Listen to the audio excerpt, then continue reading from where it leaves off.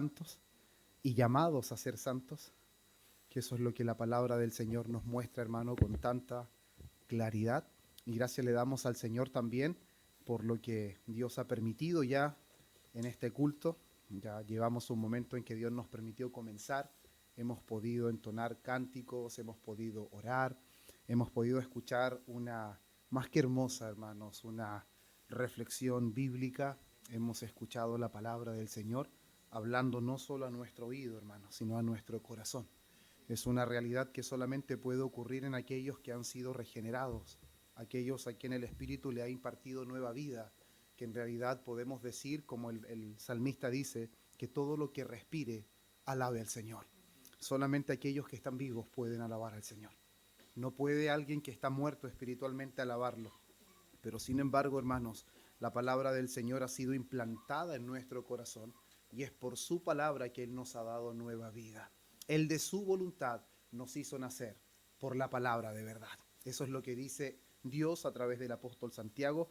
Así que gracias al Señor por esta meditación. Dios bendiga a nuestro hermano Felipe, que nos gozamos, hermanos, como iglesia al ver cómo Dios ha ido obrando en su vida, cómo el Señor ha ido trabajando con él, y creemos que a medida que pasa el tiempo cada día va a ir siendo mayor. Dios va a ir cumpliendo su propósito con él como con cada uno de nosotros. Así que les voy a invitar, hermanos, a que puedan abrir sus Biblias.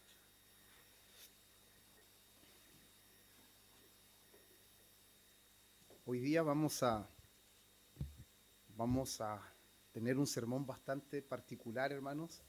Vamos a leer un versículo, pero sin embargo vamos a poder después darle un contexto a lo largo de toda esa carta para que podamos entender por qué el apóstol Pablo escribe esas palabras a esa iglesia, y vamos a entender algo muy importante a la luz, hermanos, de todo el contexto de lo que el apóstol Pablo le escribe a esta iglesia, que es algo muy importante y que lamentablemente es muy descuidado, no solamente en este tiempo, y que es un dilema que muchos cristianos sinceros, honestos, han tenido problemas al no comprender la realidad y la esencia de esto que es tan importante en las Escrituras, que es tan importante para nuestro Dios y que tanto se enfatizó a través de los apóstoles, y de una manera muy especial el apóstol Pablo lo enfatiza mucho, hermanos, a la iglesia de Tesalónica. Así que vamos a leer en nuestras Biblias Primera de Tesalónicas, Primera Tesalonicenses,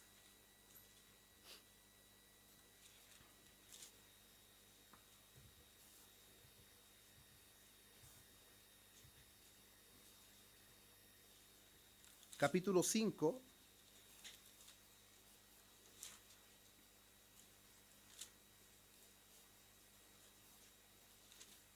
versículo 23.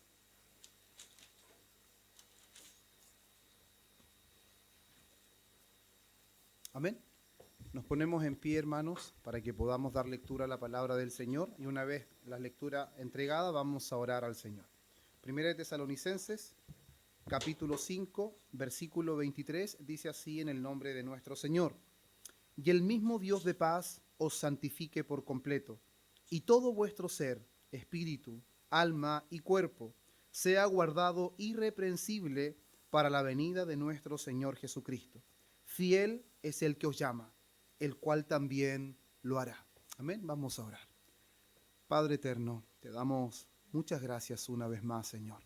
Gracias por permitirnos estar en este lugar, Dios mío, porque sin lugar a dudas, Dios mío, ha sido usted el que ha movido nuestra vida, el que ha movido nuestro corazón y el que ha permitido todas las circunstancias para que hoy podamos estar en tu casa y poder disfrutar de todo este tiempo hermoso que usted tenía preparado para nosotros. Gracias por todo lo que nos has permitido hasta este momento, y gracias por sobre todo, Dios mío, porque tu palabra está en medio nuestro.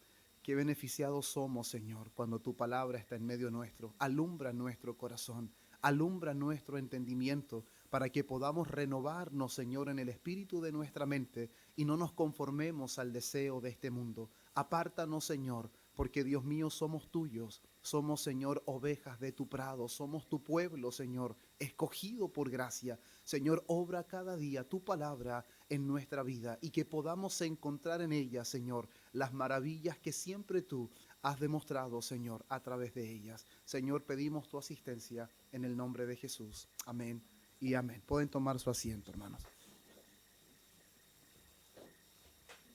Vamos a leer una vez más el texto. Y dice así: y el mismo Dios de paz os santifique por completo, y todo vuestro ser, espíritu, alma y cuerpo, sea guardado irreprensible para la venida de nuestro Señor Jesucristo. Fiel es el que os llama, el cual también lo hará. Si ustedes se dan cuenta, después de estos versículos son las salutaciones o los saludos finales del apóstol Pablo en esta primera carta que va dirigida a la iglesia de Tesalónica.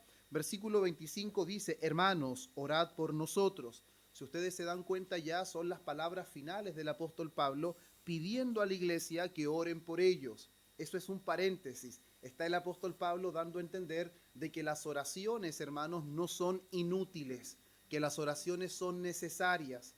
Aún uno de los hombres más usados, hermanos, como alguien ha dicho, el mejor teólogo de todos los tiempos, el apóstol Pablo, es un hombre que pedía oración a la iglesia. Es un hombre que dependía completamente del Señor para llevar a cabo su ministerio, y él pedía a la iglesia que se orara por él. Dice: saludad a todos los hermanos con ósculo santo. Os conjuro por el Señor que esta carta se lea a todos los santos hermanos. La gracia de nuestro Señor Jesucristo sea con vosotros. Amén. Donde él está expresando, ¿cierto?, sus buenos deseos para la iglesia de Tesalónica. Este texto, hermanos, principalmente nosotros podemos entender que son las últimas palabras del apóstol Pablo, y lo que él está dando a entender que su deseo es que el Dios de paz los santifique por completo. Él está utilizando una palabra que quizás muchas veces nosotros utilizamos, o que quizás tenemos un conocimiento o hemos estudiado, o en muchas predicaciones hemos hablado acerca de la santidad, de la santificación, pero el apóstol Pablo de manera muy especial termina esta carta diciendo: el Dios de paz os santifique por completo. Y no solamente dice por completo, sino que él es detallista en mencionar a qué se refiere por completo. Y él dice: todo vuestro ser, espíritu, alma y cuerpo. ¿Y qué significa ser santificado? Él lo explica: ser guardado de manera irreprensible. Eso quiere decir que de una manera irreprochable, hermanos, de una manera completa, total, absoluta.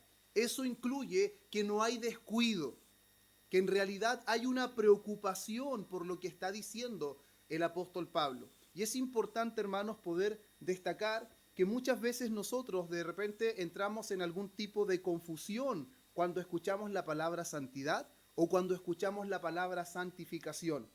No quizás tenemos la claridad completamente de qué es lo que significa esta palabra o qué es lo que implica santidad cuando la Biblia habla de santidad o cuando la Biblia habla de santificación. Por ejemplo, nosotros tenemos el texto de Hebreos capítulo 10, versículo 14, cuando el escritor dice: porque con una sola ofrenda hizo perfecto para siempre a los santificados. Por lo tanto, en ese texto tenemos una claridad total de que Dios, a través de Cristo, con una sola ofrenda, hizo perfecto para siempre ¿a quién? A los santificados. Por lo tanto, está hablando de que ya son santificados. Sin embargo, el apóstol Pablo aquí está expresando su deseo de que Dios los santifique por completo. Entonces, pareciera de que hay un contraste, o pareciera de que hay algo que no está bien en la escritura, porque por un lado tenemos de que ya somos santificados, y por otra parte está el anhelo del apóstol Pablo con la iglesia de Tesalónica de que Dios los santifique por completo. Sin embargo, hermanos, no son dos términos que se oponen, porque hay una realidad tan hermosa, hermanos, como es la justificación, pero al mismo tiempo hay una realidad tan hermosa como es la santificación, y que normalmente esos términos se confunden. Una de las cosas que nosotros debemos comprender, para que tengamos un poquito de contexto, es que la justificación, hermanos, es algo que nosotros recibimos por fe y es algo que no puede mejorarse. Una persona al pasar de los años no será más perdonada ni será más justificada. Al momento que una persona ejerce fe en Jesucristo y pone toda su confianza en Él y confía que la muerte de Cristo fue suficiente para perdonar su pecado, en ese momento esa persona recibe la perfecta justicia de Cristo y ante los ojos de Dios ha sido declarado justo. Por lo tanto, eso es inmejorable. Eso no puede mejorar al pasar de los tiempos. No seremos más justificados en 10 años más, ni tampoco seremos más justificados cuando lleguemos al cielo. Sin embargo, la santificación difiere. ¿En qué sentido? De que la santificación es donde Dios ahora, por la obra gloriosa de su Espíritu Santo, ya no solamente se convierte en una declaración de justicia. No solamente hemos sido declarados justos, sino que ahora Dios nos va a hacer cada día más justos.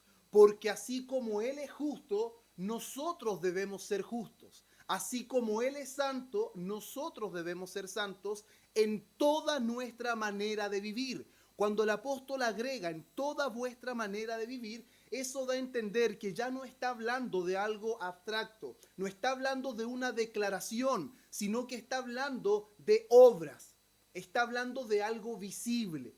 La justificación es algo que no se ve, la santificación es algo que sí se ve, es algo que sí se puede palpar, es como el viento, hermanos. Nosotros el viento no lo vemos. Por lo tanto, la obra que el Espíritu Santo hace en nosotros para que creamos y recibamos la perfecta justicia de Cristo que nos hace acepto ante Dios es algo que no se ve.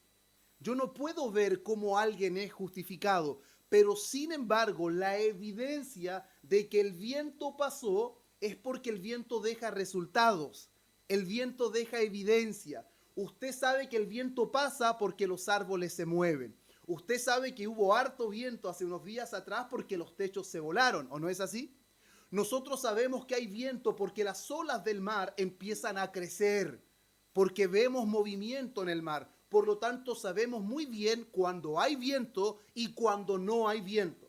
Por lo tanto, cuando vemos nosotros la conversación de Jesús con Nicodemo en Juan capítulo 3, y cuando él dice que lo que es nacido de la carne, carne es, mas lo que es nacido del Espíritu, Espíritu es, estamos entendiendo, hermanos míos, que lo que Jesús está hablando referente a la salvación no es algo que la carne puede producir, ni tampoco es algo que el ser humano puede predecir o anticipar. Él dice que así como el viento viene, nosotros podemos oír su sonido, pero no sabemos ni de dónde viene ni a dónde va. Así es todo aquel que es nacido del Espíritu. Por lo tanto, normalmente en las Escrituras, hermanos, se simboliza el Espíritu Santo con el viento, porque la palabra en hebreo para espíritu es ruach, que significa viento, y la palabra en griego en el Nuevo Testamento para espíritu es neuma. Y cuando usted escucha la palabra neumático es porque está compuesta de viento, porque el neumático se necesita viento, aire. Por lo tanto, vemos claramente, hermanos, que en el Nuevo Testamento y en el Antiguo Testamento siempre el Espíritu Santo está asociado con el viento. ¿Por qué? Porque cuando el viento pasa es notorio. Entonces, la santificación, hermanos, es la evidencia de que el viento pasó. La santificación, hermanos, es la evidencia de que el Espíritu Santo está presente en la vida de una persona. Por lo tanto, este versículo que el apóstol Pablo escribe a la iglesia de los de Tesalónica es algo muy importante. Y nosotros ahora, hermanos, vamos a intentar, en dependencia del Espíritu Santo, mostrar cómo este versículo que el apóstol Pablo escribe en realidad es el centro de toda su carta. Si hay una intención en el corazón y la mente de Pablo, es darle a entender cuál es la nueva vida de los creyentes. ¿Cuál debería ser la mayor evidencia en la vida de un cristiano? ¿Cómo se manifiesta? Evidentemente, cuando el Espíritu Santo, cuando la palabra del Señor, que son los medios de santificación para la iglesia, hermanos, son evidentes. Así como los árboles se mueven, como los techos se vuelan, como las olas crecen en el mar, y es evidente que el viento está presente en la vida de todo verdadero creyente. Cuando el Espíritu Santo está, será notorio. ¿De qué manera? Porque la santificación estará ahí presente. Y eso es algo que el apóstol Pablo se va a encargar de manifestar de una manera, hermanos, muy gloriosa. De hecho, el Espíritu Santo en la vida del creyente es esencial para la salvación. Romanos capítulo 8, versículo 9, da a entender que el que no tiene el Espíritu de Cristo no es de él. ¿Y cómo nosotros podemos saber si en realidad alguien tiene o no tiene el Espíritu Santo? ¿Bastará con decir que lo tiene? ¿Bastará con decir yo conozco al Señor? ¿Qué es lo que dice Juan en una de sus cartas? El que dice que le conoce, pero no guarda sus mandamientos, el tal es mentiroso y la verdad no está en él. Se dan cuenta que en realidad el decir no asegura nada.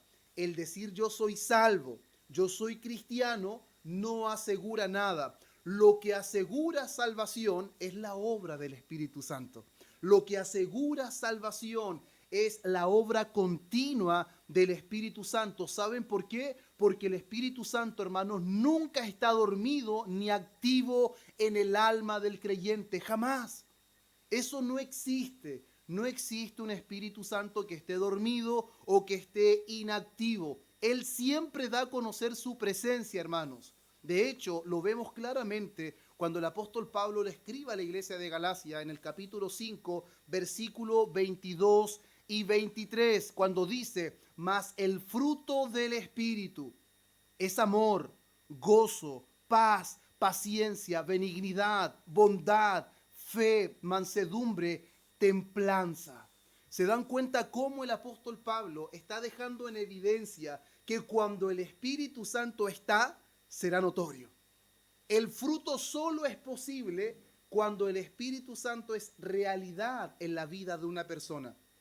Todas esas cosas, hermanos, estarán ausentes en la vida de cualquier persona a menos que sean producidas por el Espíritu Santo. De hecho, el Señor Jesús, cuando pone el ejemplo de la vid y de los pámpanos, Él deja claramente que el Padre es glorificado en que llevemos mucho fruto y ese fruto permanezca. Por lo tanto, hermanos, si hay una obra gloriosa del Espíritu Santo en la vida del creyente, hermanos, y perdón que sea tan insistente en esto, pero lejos de simplificar o minimizar la obra del Espíritu Santo solamente en los dones, la obra del Espíritu Santo es producir verdadero fruto en la vida del creyente. La obra del Espíritu Santo es conformar al creyente a la voluntad de Dios. De hecho, vamos a ver, hermanos, al igual como en un momento determinado, cuando Abraham, hermanos, manda a su siervo a buscar una esposa para Isaac, el siervo de Abraham se preocupa de preparar y de ataviar a la mujer que va a ser la esposa de Isaac. Y nosotros hemos perdido de vista que hay una persona, hermanos, que se encarga de ataviar a la iglesia, que se encarga de preparar a la novia para el encuentro con su amado. Y esa persona es el Espíritu Santo. Y el Espíritu Santo normalmente utiliza la palabra de Dios para poder preparar y para poder tener en las condiciones óptimas a la amada del Señor para el día del encuentro. Y eso es algo que muchas veces nosotros, hermanos, ignoramos. Y es por eso que al Espíritu se le compara con el viento, hermanos. Pero normalmente nosotros miramos las cosas con ojos de la carne, pero no lo podemos mirar así. De hecho, en Gálatas capítulo 5, versículo 5, el apóstol Pablo dice que no tiene sentido, hermanos, decir que en realidad nosotros tenemos el Espíritu si no andamos por el Espíritu. Si decimos que tenemos el Espíritu, debemos andar por el Espíritu. Romanos 8, versículo 14 dice, porque todos los que son guiados por el Espíritu de Dios, estos son hijos de Dios. Y esa es una de las cosas y las afirmaciones, hermanos, más claras de toda la Escritura. Todos los que son guiados por el Espíritu de Dios, estos, ¿sabe lo que significa esa palabra estos? Estos y solo estos. Eso significa. Nadie más. Solo estos son hijos de Dios. Ninguna persona que no tenga el Espíritu Santo, a pesar de que pueda mostrar aparentemente ciertas virtudes, hermanos, no es un hijo de Dios.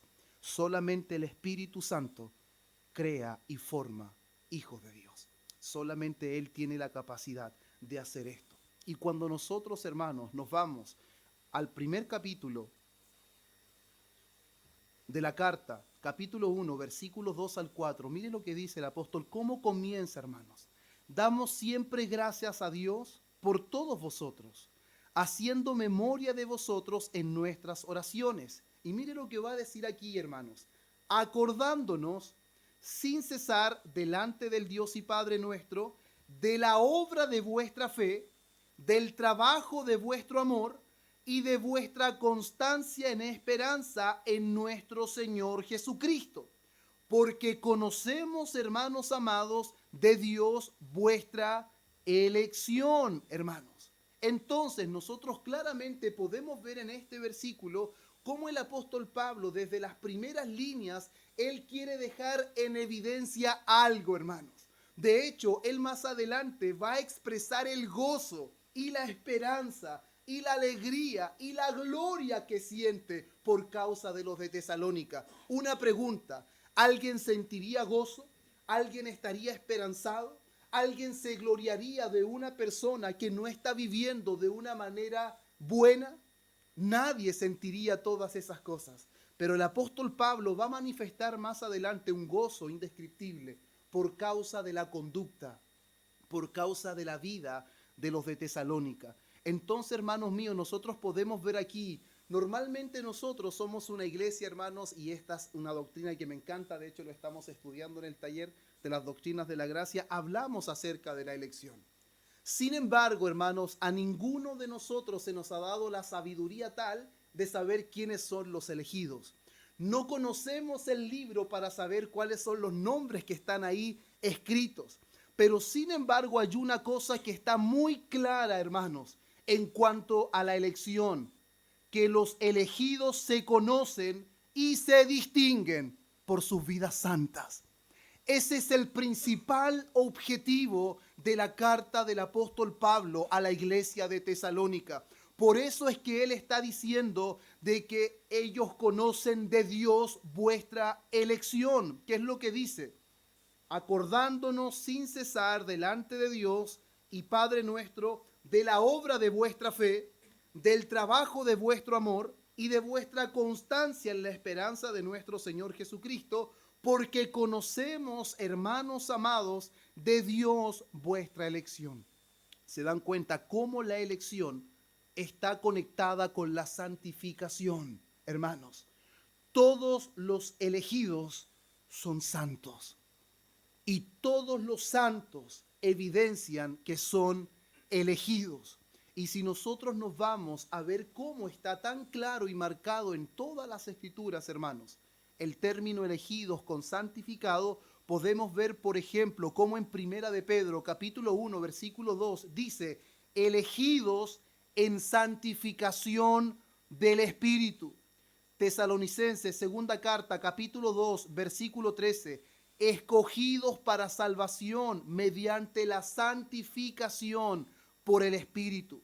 Romano 8:29, los predestinó para que fuesen hechos conforme a la imagen de su Hijo, y su Hijo es el Santo de Dios. Efesios capítulo 1, versículo 4, nos escogió antes de la fundación del mundo para que fuésemos, ¿qué? Para que fuésemos santos. Hermanos, por lo tanto, si hay algo que todos nosotros debemos hacer y nunca debemos divorciar, que la elección siempre está conectada a la santificación. Que los santos evidencian su elección por medio de una vida santificada, por medio de una vida apartada, por medio de una vida separada. Y vamos a ir entendiendo, hermanos, qué significa ser santo, qué significa evidenciar nuestra elección mediante una vida separada, mediante una vida apartada por Dios. Es por eso que el apóstol Pablo en esos versículos que leíamos, cuando dice que vio la obra de su fe, que vio el trabajo de su amor y la esperanza paciente de los creyentes de Tesalónica, él podía concluir que eran elegidos de Dios. ¿Por qué? ¿Por qué el apóstol Pablo podía concluir que esa iglesia habían hermanos de Dios, habían escogido de Dios? Por la evidencia de su vida, por la evidencia, por lo que se veía, hermanos. El árbol, ¿por qué se conoce? Por sus frutos. La Biblia, hermanos, no se complica a la hora de dar conceptos muy simples y muy claros. Sin embargo, nosotros normalmente nos acostumbramos a poder complicar ciertas situaciones, pero la Biblia no trabaja de esa manera. Mire cómo el apóstol Pablo continúa. Les dije que iba a ser un sermón un poquito diferente porque vamos a ver a lo largo de toda la carta cómo el apóstol Pablo tiene esto en mente de una manera tan profunda y tan particular. Capítulo 1, versículos 6 al 10. Y vosotros vinisteis a ser imitadores de nosotros y del Señor, recibiendo la palabra en medio de gran tribulación. Hermanos, ellos recibieron el mensaje del Evangelio. ¿Cómo? Estando cómodos en una situación, hermanos, no sé, en una situación de un buen pasar. No, ellos recibieron la palabra en medio de gran tribulación. Dice, con gozo del Espíritu Santo, de tal manera que habéis sido ejemplo a todos los de Macedonia y Acaya que han creído, porque partiendo de vosotros ha sido divulgada la palabra del Señor, no solo en Macedonia y Acaya, sino que también en todo lugar vuestra fe en Dios se ha extendido. De modo que nosotros no tenemos necesidad de hablar nada, porque ellos mismos cuentan de nosotros la manera en que nos recibisteis y cómo os convertisteis de los ídolos a Dios para servir al Dios vivo y verdadero y esperar de los cielos a su Hijo, el cual resucitó de los muertos, a Jesús, a quien nos libra de la ira venidera. Una vez más, ¿cuál es el énfasis, hermanos, del apóstol Pablo en estas líneas? El énfasis es cómo se da testimonio público de la fe de los de Tesalónica. ¿Y estará hablando solamente de una profesión de labios? ¿Estará hablando solamente de lo que comunico a través de mis palabras? Claramente no, porque la fe de los de Tesalónica se había expandido por otros territorios. De hecho, muchos conocían de la fe de ellos, hermanos, y no era una fe de labios. ¿Sabe por qué? Porque daban testimonios de que en otro tiempo fueron hombres idólatras. Ellos daban testimonio de que en otro tiempo servían a aquellos que no eran dioses, pero sin embargo, si había algo que podían dar testimonio, es que los de Tesalónica de ayer ya no eran los mismos. Ya no servían a los mismos. Ahora se habían convertido, ¿saben a quién? Al Dios vivo y verdadero. Habían dejado atrás la idolatría, habían dejado atrás su servicio a dioses falsos. Y ahora, hermanos, su servicio estaba a los pies del único Dios vivo y verdadero. Y no solamente eso, sino que ahora ellos, que en otro tiempo eran tinieblas, que en otro tiempo iban tras la corriente de este mundo, ¿sabe lo que hacen ahora? Ahora todos los ven que sus ojos están puestos en los cielos. Sus ojos ya no están puestos en esta tierra. ¿Y cómo puedo saber eso? Porque ahora ellos están esperando de los cielos al Hijo. Ahora ellos están esperando al que resucitó de entre los muertos. Están esperando a Jesús, que nos libra de la ira venidera. ¿Se dan cuenta cómo en realidad, cuando la palabra es predicada y el Espíritu Santo la aplica en el corazón de un hombre o de una mujer, siempre, hermanos, siempre traerá fruto? Siempre traerá evidencia. Nunca debemos nosotros dejarnos conquistar ni seducir por los mensajes actuales y por un cristianismo que en vez de cristianismo es post-cristianismo. ¿Han escuchado alguna vez escuchar post-terremoto? ¿Qué significa post-terremoto? Lo que quedó del terremoto. Por lo tanto, hoy día aparentemente estamos viviendo el post-cristianismo, lo que quedó del verdadero cristianismo. Pero sin embargo, somos nosotros los que Dios nos ha encargado el poder desenterrar, hermanos, el verdadero evangelio, el verdadero cristianismo que habla de una obra gloriosa, una obra transformadora del Espíritu Santo a través de su palabra. Y eso es lo que Él está manifestando. No necesitamos decir nada nosotros. La fe de ustedes recorre por todas partes. Todos hablan de cómo ustedes se convirtieron de los dioses falsos al Dios vivo y verdadero. Todos hablan cómo ustedes esperan desde los cielos al Señor Jesús. Todos hablan de su fe. Hermanos, esa fue una conversión no producida por hombre. Esa es la obra del Espíritu. cuando es capaz de convertir hasta el más vil pecador, hasta el corazón más duro y empedernido, Él lo hace un corazón sensible, hermanos, y un corazón muy frágil al Señor. Eso fue lo que sucedió en Tesalónica. Mire lo que dice ahora el capítulo 2, versículos 10 al 12. Vosotros sois testigos, y Dios también, de cuán santa, ¿qué dice? De cuán santa, justa e irreprensiblemente nos comportamos con vosotros los creyentes. ¿Cómo se comportaba el apóstol Pablo junto a sus consiervos en medio de la iglesia? Se comportaba de una manera santa, se comportaba de una manera justa, se comportaba de una manera irreprensible, hermanos. Eso es característico de los hijos de Dios. Son santos, son justos, son irreprensibles. ¿Por qué? Porque son capaces de hacerlo. No, porque Dios le ha concedido todas las gracias necesarias para poder vivir de esa manera. El Señor nos ha concedido todas las gracias necesarias, hermanos. No hay ninguna gracia que Dios no nos haya dado para vivir como a Él le agrada. El gran llamado a todos los hijos de Dios es vivir como a Dios le agrada. Es agradarle a Él en todo, hermanos. Ese es el gran llamado para nosotros. Así como también sabéis de qué modo, versículo 11, como el Padre a sus hijos, exhortábamos y consolábamos a cada uno de vosotros, y os encargábamos que anduvieseis como es digno de Dios. ¿Escuchó eso? ¿Sabe cuál era el encargo del apóstol Pablo a los de Tesalónica? Anden como es digno de Dios. ¿Y quién es Dios? El que os llamó a su reino y gloria. Eso dice. Anden como es digno de aquel que los llamó a su reino y a su gloria. Por lo tanto, no sean pasivos, no sean descuidados, sino antes bien anden como es digno de Dios. Ese es el llamado del apóstol Pablo. Ahora nos vamos al capítulo 2, versículo 13. Por lo cual también nosotros, sin cesar, damos gracias a Dios de que cuando recibisteis la palabra de Dios, ¿qué fue lo que recibieron? Fue la palabra de Dios. Que oísteis de nosotros, la recibiste no como palabra de hombres, sino según es en verdad la palabra de Dios, la cual actúa en vosotros los creyentes. Hermanos, ¿qué dice la palabra en cuanto a la palabra? Perdón la redundancia. Que es más cortante que espada de dos filos, ¿cierto? Y penetra hasta partir el alma y discierne aún las intenciones del corazón. Por lo tanto, esa palabra es viva y eficaz.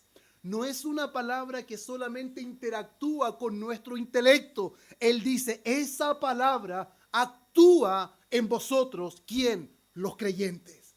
Esa palabra actúa en sus vidas. Esa palabra tiene poder en medio de sus vidas. Esa palabra cumplirá el propósito por el cual salió de la boca del Señor. Si cuando la palabra del Señor sale de su boca y riega la tierra y da pan a los hombres y hace todo lo que Dios le ordena, ¿cuánto más, hermanos?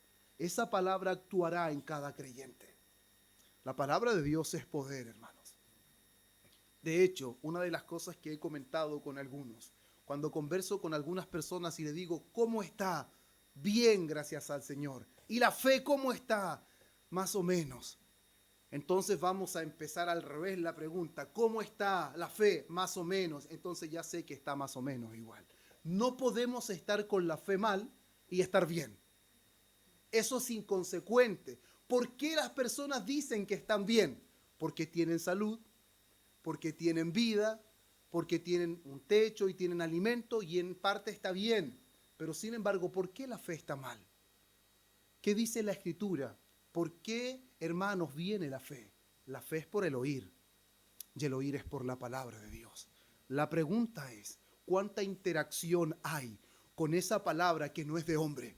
¿Cuánta interacción hay con esa palabra que es de Dios y que actúa en nosotros? ¿Cuánta interacción hay con esa palabra que es poder para salvar?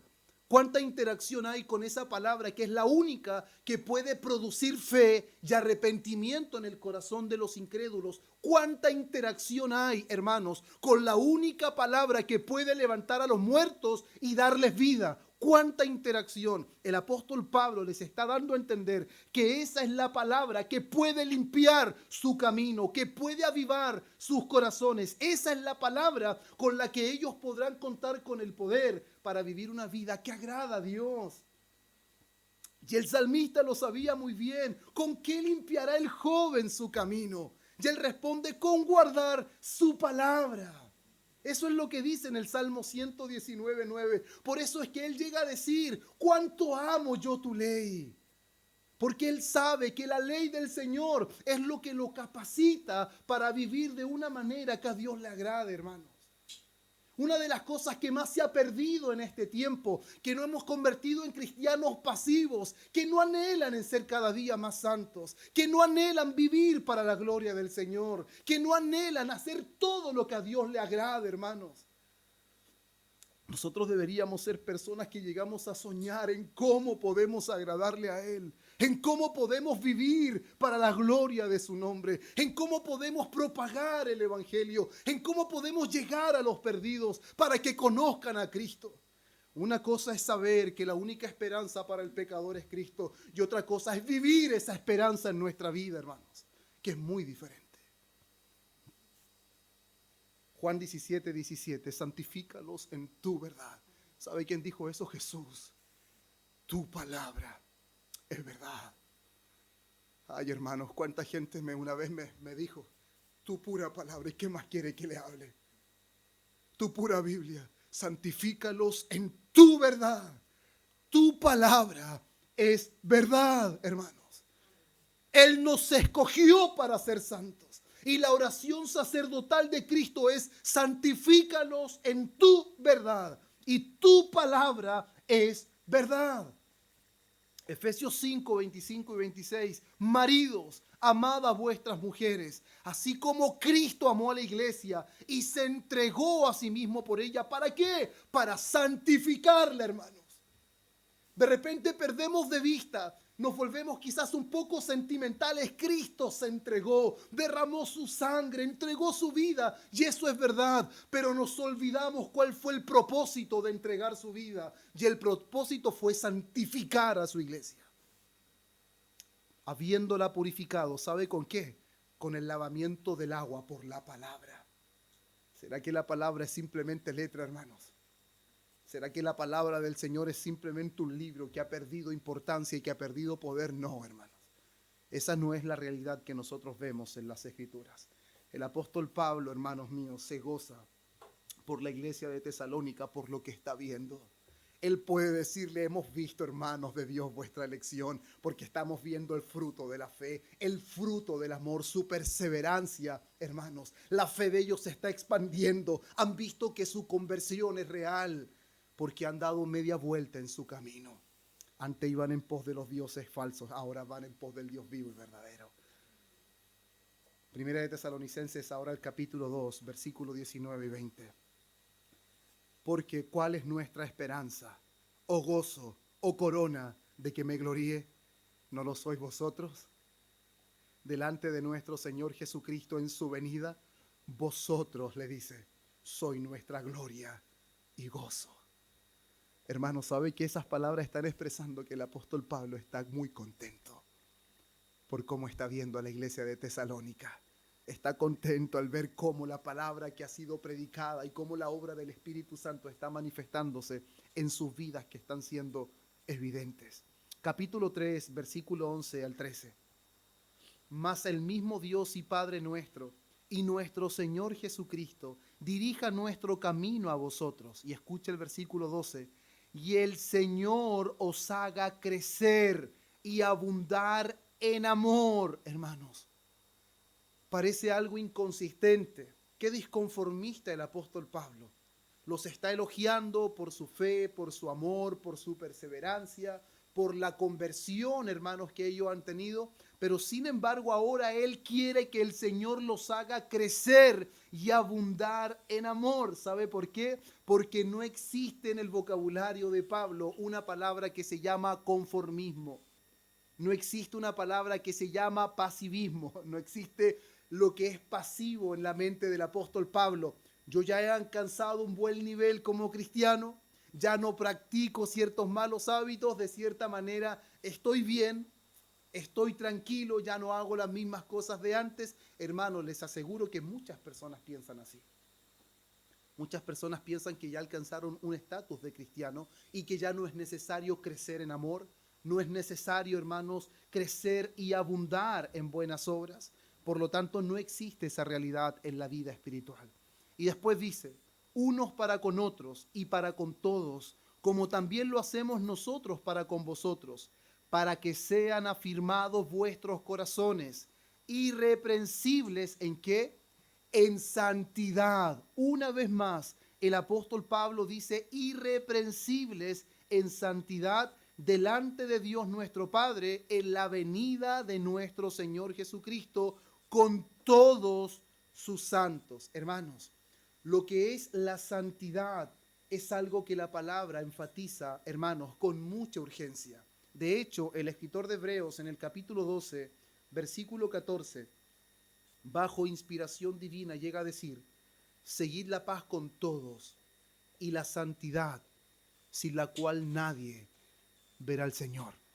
¿Escucharon eso? Sin santidad, nadie, y nadie es nadie, verá al Señor. Eso quiere decir que todos los escogidos serán santificados.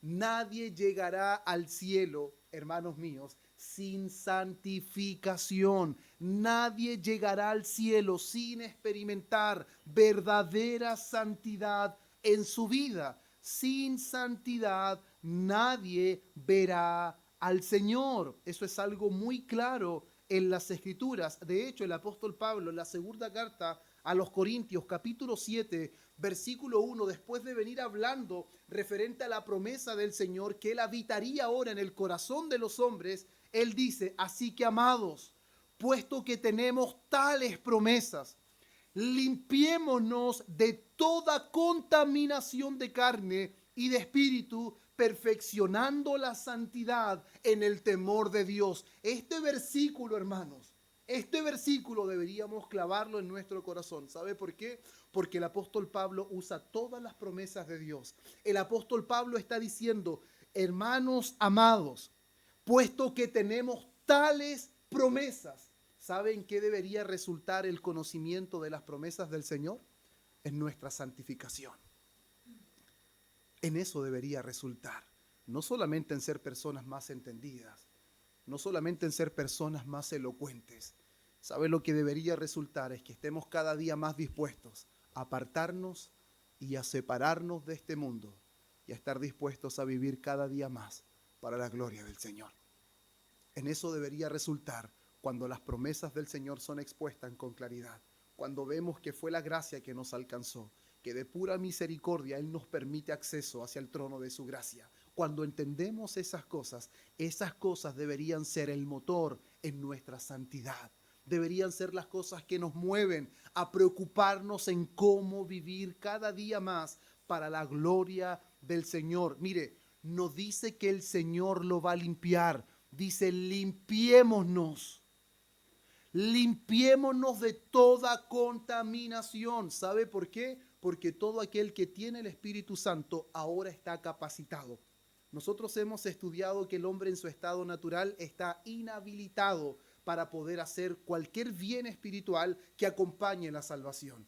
Está totalmente impotente en cuanto a todo bien que acompañe la salvación. Pero sin embargo, el apóstol Pablo le está escribiendo a hombres y mujeres que profesan ser transformados por el poder de Dios, que confiesan que sus corazones han sido cambiados, que la gracia de Dios es una realidad en su vida. Por lo tanto, todo aquel que menciona todas estas cosas, todo aquel que en realidad declara que el Espíritu Santo regeneró su alma, está capacitado para poder rechazar el pecado y poder escoger la obediencia.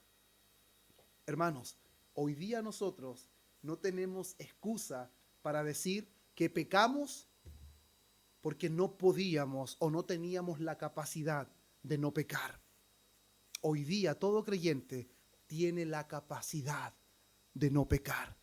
¿Se acuerda que cuando el Señor Jesús habló con ciertos fariseos y Él les dijo que ellos eran esclavos? Y ellos dijeron, no, nosotros somos hijos de Abraham, nosotros nunca hemos sido esclavos. ¿Pero qué le dijo Él? El que hace pecado es esclavo del pecado. Pero sin embargo, Él dijo, y conoceréis la verdad, y la verdad os hará libres. Aquí no están sentados los esclavos del pecado. Aquí están los que han sido libertados del pecado y hechos siervos de Dios. Y ahora la evidencia de esa gloriosa obra de rescate es nuestra santificación. La pregunta es, ¿cuánto trabajamos por nuestra santidad? ¿Cuánto trabajamos por agradar al Señor en todo? ¿Cuánta estima, hermanos, está en nuestro corazón por vivir para la gloria de nuestro Dios? Mire lo que dice Tesalonicenses 4, capítulo 4. Le dije que íbamos a ver a lo largo, ya vamos en el 4. Del versículo 1 al 8. Pero el Espíritu dice claramente que en los postreros tiempos... No, estoy leyendo Timoteo. Perdón, hermanos. Ahí sí. Por lo demás, hermanos, os rogamos y exhortamos en el Señor Jesús, que de la manera que aprendisteis de nosotros, como os conviene que conduciros. Hermanos, ¿por qué el apóstol Pablo está tan preocupado por la conducta de la iglesia? ¿Por qué el apóstol Pablo está tan preocupado, hermanos, por eso? ¿Sabe por qué? Porque como se conduce la iglesia, es honrado el nombre de Cristo. Y como se conduce la iglesia, puede ser deshonrado el nombre de Cristo. Por lo tanto, cuando un hijo de Dios, hermanos, peca, normalmente nos dice el hermano pecó. ¿Para qué ir a la iglesia? Dice. ¿O no es así? Cuando nosotros vivimos una manera inconsecuente a lo que profesamos, estamos negando, hermanos, la eficacia de la palabra de Dios. Estamos negando la eficacia de la obra del Espíritu Santo. Sigamos. Por lo demás, leámoslo de nuevo. Hermanos, os rogamos y exhortamos en el Señor Jesús que de la manera que aprendisteis de nosotros, como nos conviene conduciros, ¿y qué dice después? Y agradar a Dios, así abundéis más y más, hermanos. Una vez yo escuché a alguien decir que lo que yo estaba predicando era como decir que finalmente no importa cómo vivamos, porque finalmente como Dios ya nos perdonó, hagamos lo que hagamos, finalmente no podemos desagradar a Dios. Hermanos, Dios anhela buenas obras de sus hijos. Dios se agrada de la buena conducta de sus hijos. Nunca nuestras obras alcanzarán la perfección, pero sí podemos hacer que Dios se goce de nuestro camino, hermanos. De otra manera no estaría esta palabra de que debemos agradar al Señor. Dios se agrada, hermanos, cuando nosotros nos preocupamos de nuestra santidad, cuando nos preocupamos de qué estamos pensando, qué estamos mirando, qué queremos hacer, cuáles son nuestros planes. Dios se agrada, hermanos, de eso. No podemos pensar que Dios es indiferente a eso, porque ya sabéis qué instrucciones os dimos por el Señor Jesús. Pues la voluntad de Dios es vuestra santificación. Hermanos, una vez más, ¿cuál es la voluntad de Dios? Y nunca me voy a cansar de decir esto. La mayor parte de las personas que están en la iglesia siempre quieren decir, yo quiero saber cuál es la voluntad de Dios para mi vida. Quiero conocer cuál es la voluntad de Dios. Usted tiene que decirle, abra su Biblia y lea 1 de Tesalonicenses, capítulo 4, versículo 3. Pues la voluntad de Dios es vuestra santificación. ¿Sabe qué? Que os apartéis de fornicación. Santificación es apartarse. Santificación es separarse. ¿Y sabe lo que significa eso? Que usted es capaz de apartarse, es capaz de negarse para no deshonrar a aquel que lo llamó, para no avergonzar a aquel que por la gracia lo alcanzó. Usted se aparta porque ahora es consciente de la realidad, hermanos, de la salvación, pero está dispuesto a hacerlo. Que cada uno de vosotros sepa tener su propia esposa, ¿en qué? En santidad y honor, no en pasión de concupiscencia como los gentiles que no conocen a Dios. ¿Escuchó eso? ¿Hay diferencia entre los que conocen a Dios y no conocen a Dios? ¿Cuál es la diferencia? ¿Cuál es la diferencia en que uno dice yo conozco a Dios y el otro dice yo no conozco a Dios? ¿O la diferencia es cómo vive uno y cómo vive el otro?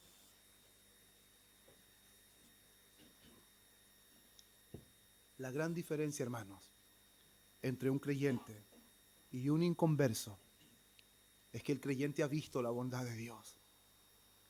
Ha visto la gracia de Dios no de lejos, sino que la ha visto en su propia vida. Amén, hermanos. Usted no va a vivir en santidad porque ve que Dios transformó la vida de alguien de su familia. A mí un día alguien me dijo, si yo viera un milagro, yo seguiría a Dios. Si yo viera un familiar enfermo y Dios lo sana, yo seguiría a Dios. Y yo les dije, el Antiguo Testamento está lleno de milagros, inclusive ante los ojos del pueblo que Dios había elegido. El pueblo no seguía a Dios. Para que alguien siga a Dios, Dios tiene que circuncidar su corazón.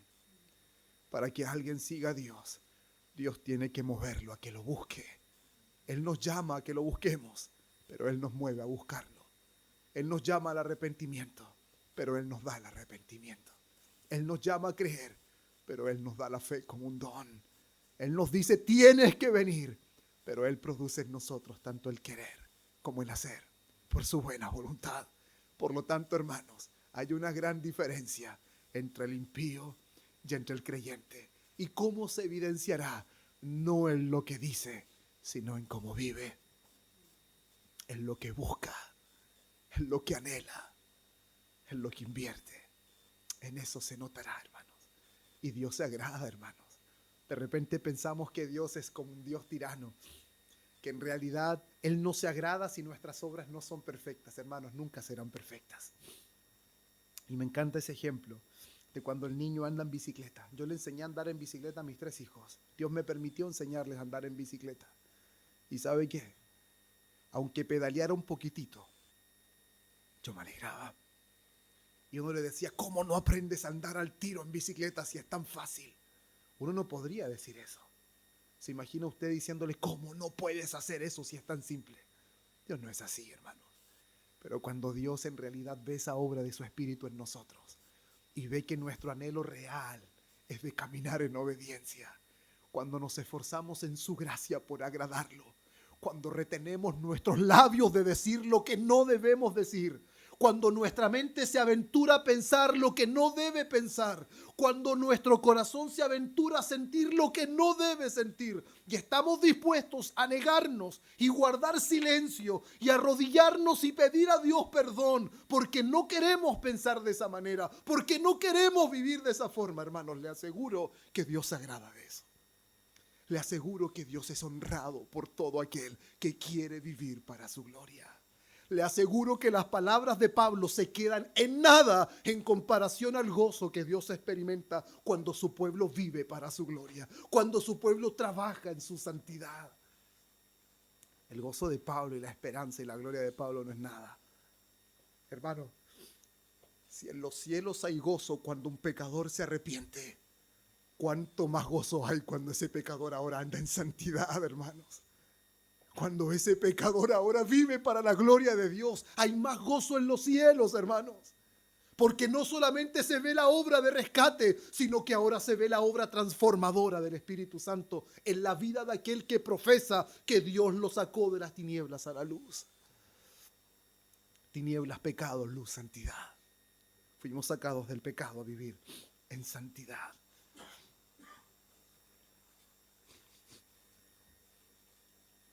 Versículo 5. No en pasión de concupiscencia, como los gentiles que no conocen a Dios.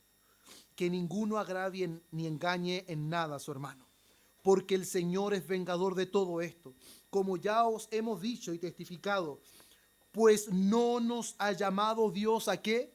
A inmundicia, sino a santificación. ¿Y qué dice el versículo 8? ¿Alguien lo puede leer? Versículo 8. Así que el que desecha esto, no desecha a hombre, sino a Dios, que también nos dio su Espíritu Santo. ¿Escucharon eso, hermanos? Así que el que desecha esto, ¿qué, hermanos? ¿Qué? Esa vida que agrada a Dios, esa vida en santificación. El que desecha esto no está desechando a hombre, sino que está desechando a Dios, que nos dio su Espíritu Santo. ¿Para qué? Para vivir en santidad. Es el Espíritu Santo. Él produce santidad en nosotros, santidad que agrada al Señor. Romanos 1:7 dice, a todos los que estáis en Roma, amados de Dios, llamados a ser santos, gracia y paz a vosotros, de Dios nuestro Padre y del Señor Jesucristo. Primera de Corintios, capítulo 1, versículo 1 al 2. Me encanta, porque aquí da a entender la posición que tenemos de santo y el llamado a vivir consecuente a esa posición. Dice Pablo, llamado a ser apóstol de Jesucristo por la voluntad de Dios, y el hermano Sóstenes, a la iglesia de Dios. ¿A quién está escribiendo? A la iglesia de Dios que está en Corinto, a los santificados en Cristo Jesús. Llamados a ser santos, solo ellos no, con todos los que en cualquier lugar invocan el nombre de nuestro Señor, Señor de ellos y nuestro.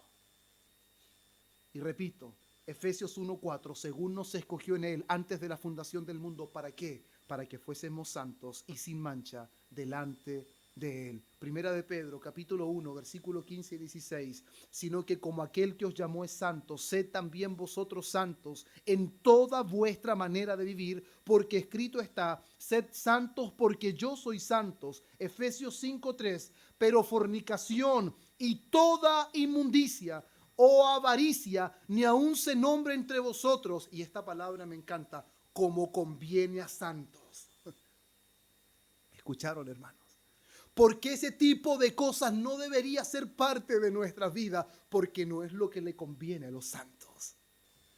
¿Cómo se refiere a los hijos de Dios? Como santos, apartados, separados de toda inmundicia, de todo mal, de toda impiedad. ¿Y por qué pueden vivir así? Porque el Espíritu Santo los habilita. El Espíritu Santo los capacita a través de la palabra que Él usa en nuestra vida para llevar a cabo ese propósito. Colosenses capítulo 3, versículo 12. Vestíos pues como escogidos de Dios. Una vez más, escogidos de Dios. ¿Y sabe lo que dice después de la coma? Santos y amados.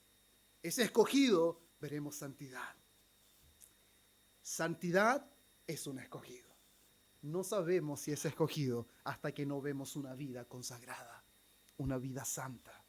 Santos y amados, de entrañable misericordia, de dignidad, de humildad, de mansedumbre, de paciencia. Tesalonicenses capítulo 5, versículo 1 al 6.